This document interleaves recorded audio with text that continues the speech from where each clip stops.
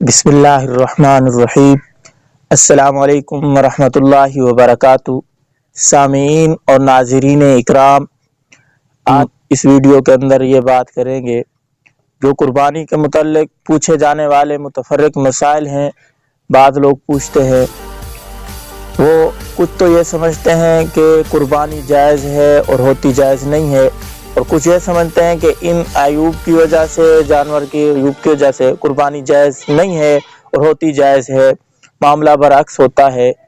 تو وہ چند پوچھے جانے والے سوال عام طور پر پوچھے جاتے ہیں، مجھ سے بھی کئی ساتھیوں نے پوچھے تھے، تو اسی لیے دل چاہا کہ ویڈیو بنا لیں۔ ویڈیو کو شروع کر لیتے ہیں۔ سب سے پہلا سوال یہ ہے کہ ایک شخص اپنے ارادہ سے جان بوجھ کر کسی کی کھیتی کے اندر اپنے قربانی کا جانور چھوڑ دیتا ہے، تو آیا اس جانور کی قربانی جائز ہے یا ناجائز؟ فرمایا اس کی قربانی جائز ہے، کیونکہ وہ جانور حلال ہے، البتہ اس شخص کا یہ فعل حرام ہے۔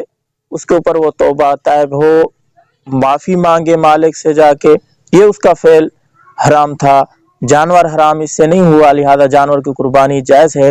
دوسرا سوال یہ ہے، بعض لوگ پوچھتے ہیں کہ ایک جانور کے بال بالکل جل گئے ہیں اور پھر اگ بھی نہیں رہے اور بظاہر کوئی زخم بھی نہیں ہے، تو اس کی قربانی جائز ہے یا ناجائز؟ تو اس کی قربانی بھی جائز ہے، اس کے اندر کوئی قباحت نہیں ہے۔ نمبر 3 سوال یہ ہے کہ ایک جانور کے بال کاٹ دیے گئے، تو بال کاٹنے کی وجہ سے قربانی کے اندر کوئی حرج آئے گا یا نہیں؟ فرمایا نہیں حرج آئے گا، اس سے قربانی جائز ہے۔ اور نمبر 4 سوال یہ ہے کہ اگر جانور کو ذبح کرنے لگے جب قربانی کے لیے، وہ گر جانے کی وجہ سے کوئی زخم لائق ہو گیا، تو اس عیب کی وجہ سے قربانی جائز ہے یا ناجائز؟ فرمایا اس کی قربانی بھی جائز ہے، کیونکہ قربانی کے ذبح قربانی کرتے وقت عیوب کا آ جانا اس کا کوئی اعتبار نہیں ہے۔ نمبر 5 سوال یہ ہے، کوئی جانور ایسا ہے کہ ناپاکی کھاتا ہے، غلاظت کھاتا ہے، اس کی قربانی جائز ہے یا ناجائز؟ فرمایا اس کی قربانی جائز نہیں ہے۔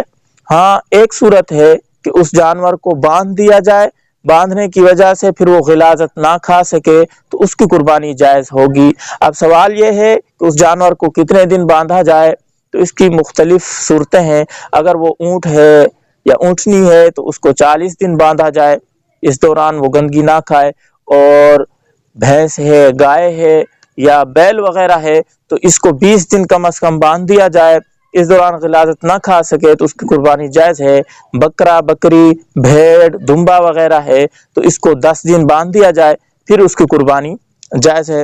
اور نمبر 6 سوال یہ ہے کہ مسئلہ یہ ہے کہ ایک جانور بانجھ ہے جس کو اولاد نہیں ہوتی، بالکل حمل ٹھہرتا ہی نہیں ہے، اس کی قربانی جائز ہے یا ناجائز؟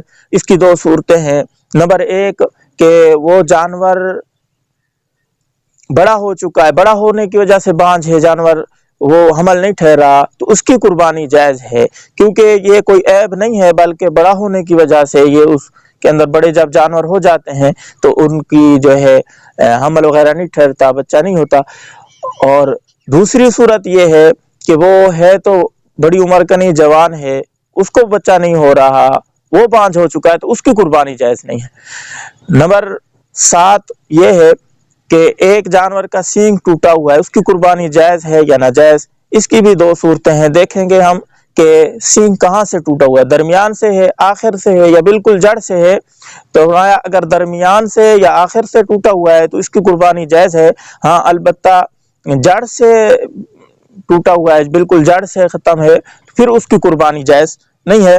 نمبر 8 مسئلہ یہ ہے کہ قربانی میں جس جانور کے قربانی کے جانور کسی کے ران کے اوپر یا کسی جسم کے عضو کے اوپر لوہے وغیرہ سے داغ دیا گیا ہو تو اس کی قربانی جائز ہے یا ناجائز؟ اسی طرح وہ کھیتی کے اندر ہل چلانے کے اندر جو ہے اس کو جوتا گیا اور اسی طرح اس کو مارا گیا جس کی وجہ سے زخم ہو گئے، تو اس کی قربانی، ان تینوں جانوروں کی قربانی جائز ہے۔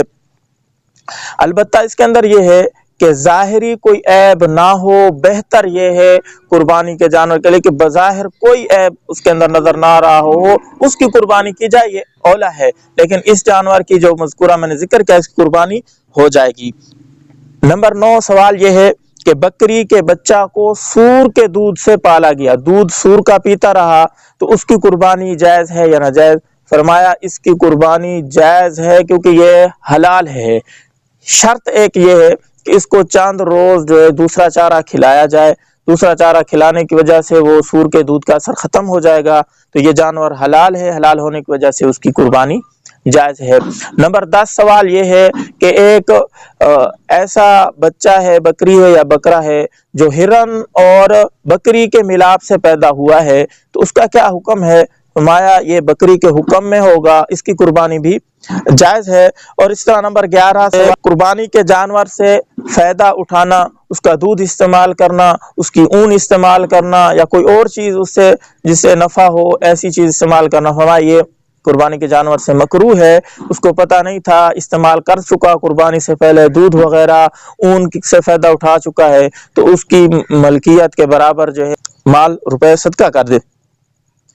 اور سوال یہ ہے کہ رسولی والے جانور کی قربانی جائز ہے یا ناجائز؟ اس کی قربانی بھی جائز ہے۔ اور اس طرح ایک جانور ہے کہ اس کا تھن جو ہے بالکل ختم ہو گیا ہے، دودھ نہیں دیتا، تو اس کا اگر بکری ہے ایک تھن سے دودھ نہیں دیتی، اس کو قربانی جائز نہیں ہے۔ ایک سے دیتی ایک سے نہیں دیتی، جی قربانی جائز نہیں ہے۔ گائے وغیرہ ہے یا بھینس وغیرہ ہے، اس کے 2 تھنوں سے اگر دودھ نہیں آتا، اس طرح اونٹنی ہے 2 تھنوں سے دودھ نہیں آتا، پھر اس کی قربانی جائز نہیں ہے۔ ایک تھن سے دودھ نہیں آتا تو اس کی قربانی جائز ہے۔